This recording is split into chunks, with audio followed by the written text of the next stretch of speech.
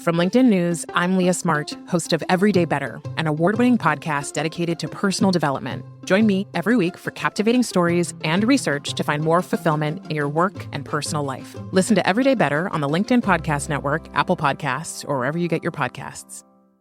From LinkedIn News, I'm Jessie Hempel, host of the Hello Monday podcast. Start your week with the Hello Monday podcast. We'll navigate career pivots. We'll learn where happiness fits in. Listen to Hello Monday with me, Jessie Hempel, on the LinkedIn Podcast Network or wherever you get your podcasts. Hello, my friend, and welcome to another episode of Negotiate Anything. Thanks for spending time with us today. It's listeners like you in 181 different countries that have made Negotiate Anything the most popular negotiation and conflict resolution podcast in the world. I'm your host, Kwame Christian. I'm a business lawyer, mediator, professor, and the director of the American Negotiation Institute. Before we get started, I have two quick questions for you. Is negotiation a critical part of what you do? Do you need to resolve conflict and persuade at work? If you answered yes to both of those questions, visit our website to learn more about our negotiation workshops. We've traveled the country working with professionals just like you, and we'd love to have the opportunity to work with you too. Check out the link in the description to learn more. Heather, thanks for joining us today. Thank you for having me. Yeah, it's a pleasure to have you back on the show. I think it was 2017, right? Where we first? Yeah. That's great. Well, we're still alive, still going. So for the listeners who might not have heard that episode, can you tell us a little bit about yourself and what you do? Sure. So I do coaching and consulting through the executive advisory, and we work with all kinds of companies, a lot of entertainment, but really any industry, and it's all about the people side of the business. And I also have another side of work that I do where I volunteer and I work with a lot of transitioning people, transitioning me into the workforce from, say, the military, some people honestly getting out of prison, some women coming out of abusive situations, and that's under Low Men on the Totem Pole, which that's been kind of my theme, is how to empower people that sometimes don't feel empowered. So I get to kind of dip into both sides of the world, and it's nice. That's fantastic. And I admire your humility because you forgot to mention your book, your podcast, and your Forbes articles too. Oh, you're so kind. Yes, so I wrote a book, Low Men on the Totem Pole, Stop Begging for Promotion, Start Selling Your Genius. And it comes from when I got out of the military and having a tough time figuring out, how do you get work? And I always try to volunteer my services wherever possible. Clearly, I don't have enough time. So I wrote the book so it's a little bit more accessible.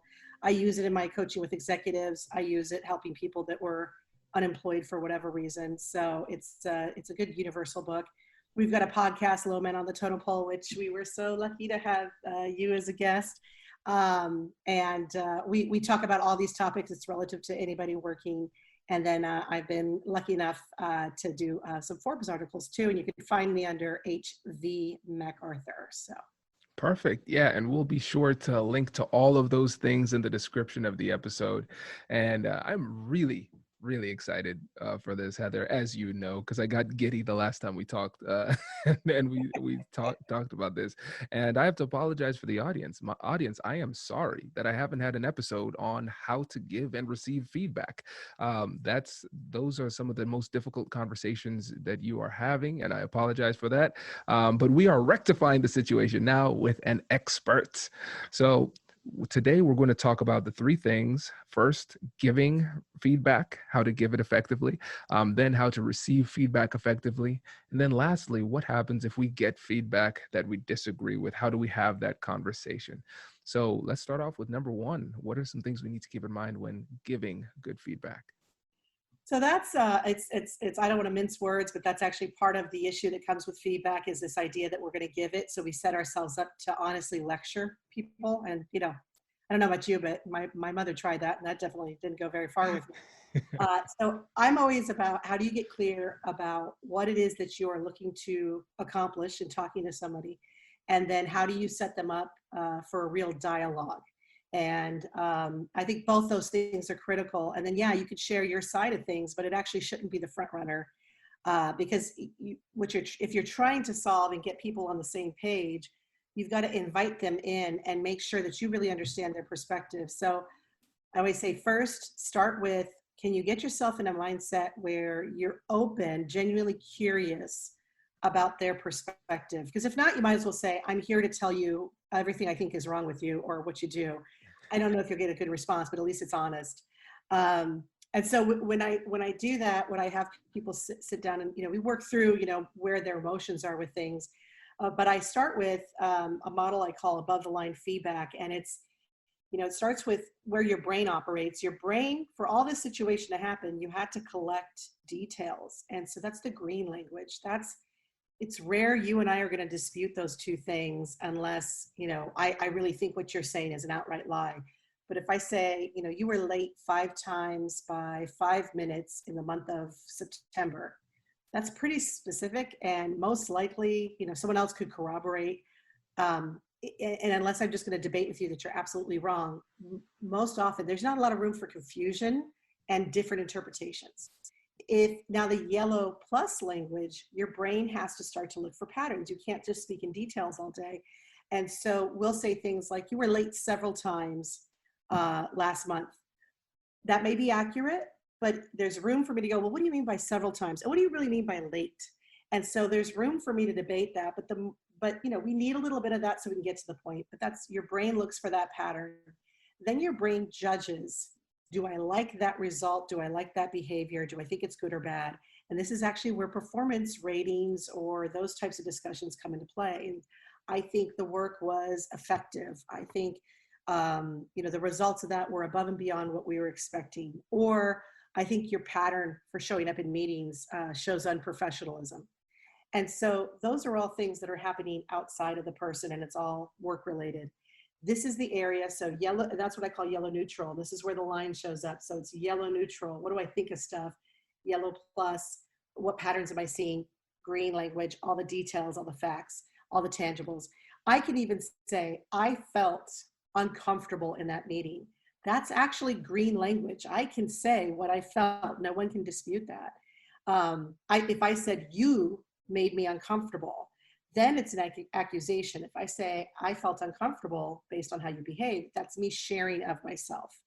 So it's very different. If I say you made me, then I'm also implying that you were at fault, you had a certain motivation, all those types of things, and it sets things off to the wrong thing.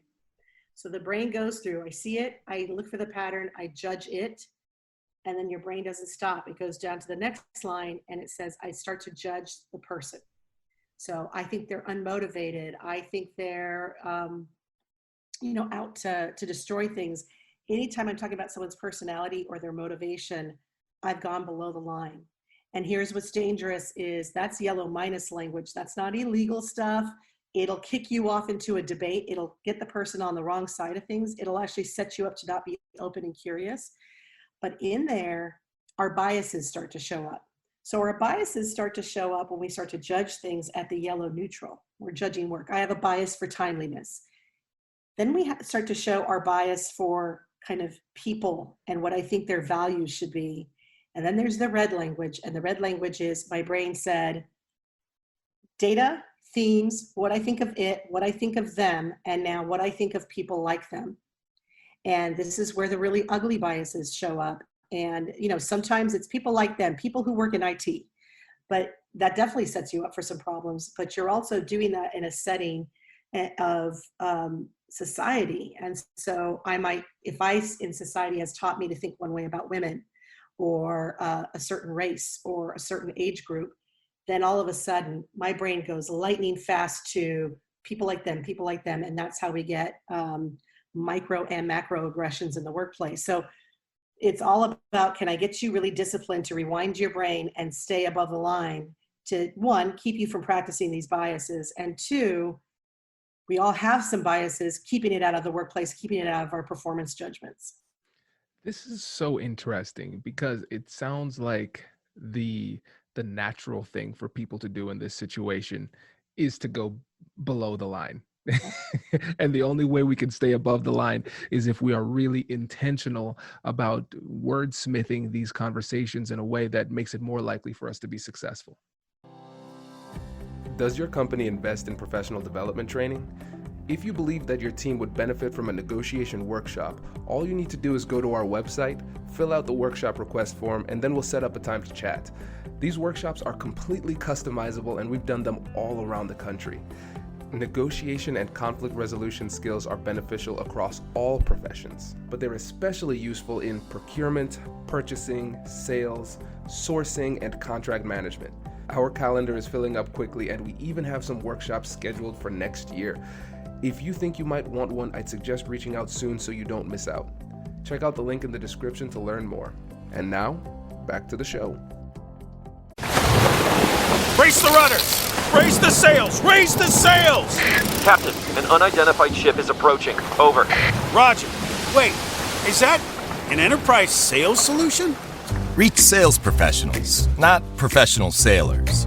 With LinkedIn ads, you can target the right people by industry, job title, and more. We'll even give you a $100 credit on your next campaign. Get started today at linkedin.com/marketer. Terms and conditions apply. Listeners out there, I know you're probably saying, hey, I wish I could take notes faster.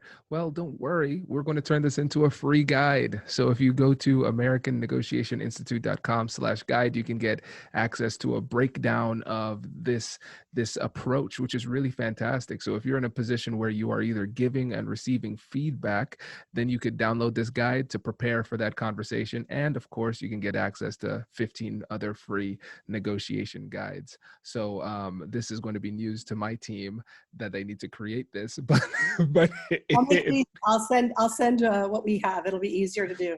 Oh, fantastic. Yes. Thank you for that. This is great. And I like the frameworks that you're giving here. And the simplest thing that all of us could do right now to become better at this is talk to our friends, our family, our colleagues at work, and and encourage them to tell us what we can do better.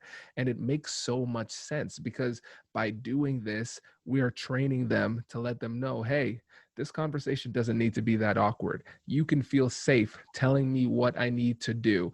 And then you're going to get more feedback, which puts you in a position to improve your performance. And so you're almost desensitizing yourself to the difficult conversation while at the same time teaching other people how they can interact with you. I think the best thing is that the first time that someone tries to give you feedback, whether it's a working relationship, a friendship, any of those types of things, is that you just really be receptive to them doing it. People tend to get better at giving you feedback because they see that you're safe to respond to. And like I said, if you invite it, that's great, but at the very least, respond very graciously and with gratitude that they're talking to you. And what I also say, that just to kind of wrap this up is, earlier I mentioned it shouldn't be about giving feedback or receiving feedback. It's just more of a feedback dialogue. And dialogue should feel like a game of catch versus a tennis match. If I'm playing catch with you, I'm throwing the ball with the intention and goal to make it easy for you to receive it. And then you receive it, and then you throw it back to me. And the goal is to keep the ball in the air and have this thing between us. Then that's a dialogue. But most people go into feedback with this idea of, I'm going to hit the ball in a way you can't possibly hit it back to me. And then they're like, let me show you my backhand. And, and then it's this game of who can kind of kick each other out of the game first. And that's where trust is broken. And it's not really feedback, it's a fight. Yeah, I love that example because it's a really perverse game of tennis because it's a game where even if you score a point, you lose. Yeah. Yeah. So this is helpful. I really like that metaphor.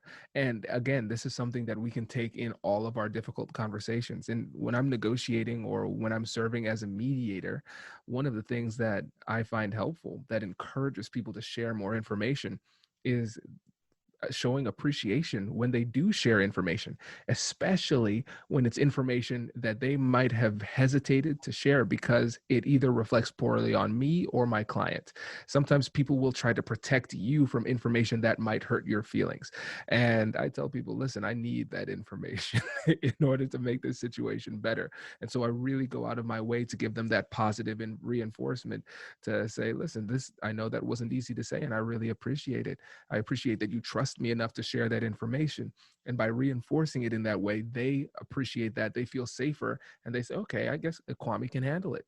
that wasn't that bad. And then they share a little bit more. And when it comes down to it, these difficult conversations are information games. The more information you have, the better you are as it relates to your ability to solve the problem. Yeah, absolutely. And I think that's what invites it to even the idea of, if you don't agree with them, because I think people are so obsessed with what if I don't agree with them? What if I don't agree with them? And I think if you remember the feedback dialogue, I always see it as, how do we align on expectations? And the first thing we have to figure out is, where's the gap in what we were expecting? And that doesn't, so I disagree with you. That's not a dangerous thing. Like, oh, there's a gap. What were you expecting? This is what I was expecting. And my assumption is always, as long as we can talk about this, we can close that gap. So, but when I think a lot of times when people are so eager to go, but I don't agree with them, check and see, did the person deliver below the line feedback and it's triggered you? And if that's the case, if they said you're unmotivated and you didn't care about this, just understand that you just got to help their brain rewind. Tell me a little bit about what you were seeing that led you to this. And you can keep them. I had a performance review with a manager who, just tore me apart. And I just kept bringing her back. What's the green, yellow plus, yellow neutral. And by the end, it was I felt fair performance review. She had gotten emotional about how she didn't care for some of my style, and, who would do that? But she did. And, but by the end of it, she said, this is probably the most productive performance review I've ever had. And I taught her a little bit about how to do good performance reviews without lecturing her, without any of that, just through the questions I was asking. And I didn't allow myself, don't get wrong, there was a little moment on the drive home where I was like, if I saw her, but I was able to stay professional, keep my credibility, and we were able to have a conversation that was productive versus getting caught in our egos getting triggered. This is a perfect time to transition into what to do when the feedback you receive is unfair or unwarranted. And I think the story that you just gave there is really helpful. And so if we could kind of tease out some of those key elements, what do you think those would be? I'd say, I don't think feedback is ever unfair. It's this person's perspective. So don't get me wrong, I've gotten triggered by folks and let my ego get tripped up in light of what it was we were doing, especially if you ask my boyfriend. But in normal circumstances, but I remember that I just try to remind myself, feedback is not, even if they give it as you need to do this, feedback is simply their experience and their expectations. Even if some of them, they wrap it in a nice little Target bag and it's pretty and I enjoy opening it and seeing it. And some put it in a cardboard box and kick it up the street in the rain and it feels like I don't want to open that. It's all just information about what they were expecting and hoping for. And if I get caught up in judging their skills on how well they delivered it, I'm going to miss that moment of, let's just understand where each other's coming from. And I think the more you can have an assumption of good intent, I even think about that manager where I'm like, her intent was to have control of her team and to feel confident that her team was going to represent her well. And I think she didn't know how to handle someone like me, and everything about my style was so different than hers. She just saw it as bad. And I could sit here and go like, how, well, she should be a better manager. But really it was, I treated her like a customer versus a boss. And I just, what was it you were expecting? What were you looking for? How can we deliver that in a way? And am I the right person to deliver that? But I didn't allow it to get into this kind of character judgment of me. I think at one point she even said, I'm just very disappointed in you, in the beginning of it. And I'm like, I didn't even, no one gets to say that to me. Even my mom, if she would have said, I'm disappointed in you, I'm like, sorry, lady, I got a different life that I'm living. And so I said, I go, well, I'm interested. I'm wondering if what you really mean to say is you're disappointed in the result and you had expected me to do something different. She goes, yeah. And her yeah was like, yeah, that's what I said. She didn't realize, no, that's not what she said. But I made her rewind. And then we went to, so tell me what you were expecting. And because I didn't respond with a tennis match back, she really sat there and was like, well, and it took her some time. And I said, take your time. I understand we've got to go back in the past here. And because I made it safe to talk to me, even though she delivered it in a really kind of negative way, we got to a very functional place at the end of that. I didn't care for her. She didn't care. We were very Seinfeld and Newman in our interactions. And to this day, though, she still leverages me as a consultant. We don't spend a lot of time with each other in the room. We don't, like, something about us is oil and water in terms of style. But we both trust that we won't hurt our professional credibility and that we understand what each person brings to the table. There's so much in this story that is perfect. So I appreciate you telling this, because one of the things I mentioned in my TED Talk is that there's a difference between being liked and being respected. And so even in your interaction with her, you didn't necessarily like each other, but there was still mutual respect where you are still getting business from that relationship going forward, which is just great. And I think it also demonstrates the ability that we have to use our negotiation skills to be good leaders in the conversation. We're conversational leaders. And a lot of times we're demonstrating the appropriate approach to have these difficult conversations through the way that we have the conversation, and then other people reciprocate, and that elevates the level of communication for everybody. And I would just, not to debate you on it, but I don't think we respected each other. Okay. To be honest, but I think we trusted each other. And so that's where I'm like, you don't have to be liked, and you may not even be respected, but do they trust you? Do they trust, like, I don't think she respected the work that I did. She knew her clients did. And so she leverages me. Her clients like me a lot, so I make her look good, but I don't think she even respects what I do for a living. And I can't say I respect how she leads, but we trusted each other to treat each other in a way that we would support what we were up to, as long as we could have a good trade with each other. And so I think you can go through a lot, but if they can trust you, and if you make people, I always say, how am I helping someone feel safe to work with me? And that's what I care about the most. They don't have to think highly of me as a person or whatever, but do they feel safe working with me? And everyone needs something different to feel safe about. That's so fascinating. And I think that's almost, okay, so you're going to be a recurring guest.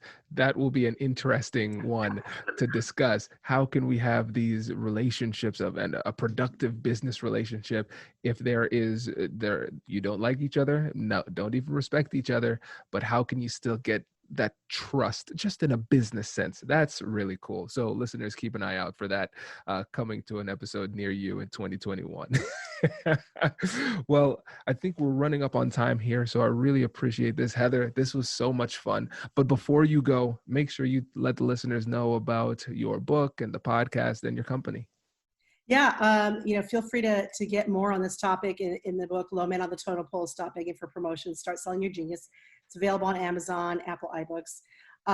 And then also the podcast is on Blog Talk Radio. It's under Low Men on the Totem Pole. And then also you can always find my articles on Forbes under HV as in Victoria, MacArthur. Perfect. Thanks again. We really appreciate it. Thank you. Thank you so much for having me again. This is always a pleasure. Congratulations! You've just joined an elite club. By listening to a full episode, you're now officially on the Negotiate Anything team. So welcome aboard. What most team members do is they subscribe to the podcast because that allows them to automatically get the latest episodes of the show. The best things in life lie on the other side of difficult conversations. Keep learning, keep practicing, and keep getting better. Your relationships will improve, your career will soar, and you'll have the confidence you need to get the most out of these crucial conversations. Again, thank you for joining the team. We're excited to have you, and I will see you in the next episode. I'll catch you later.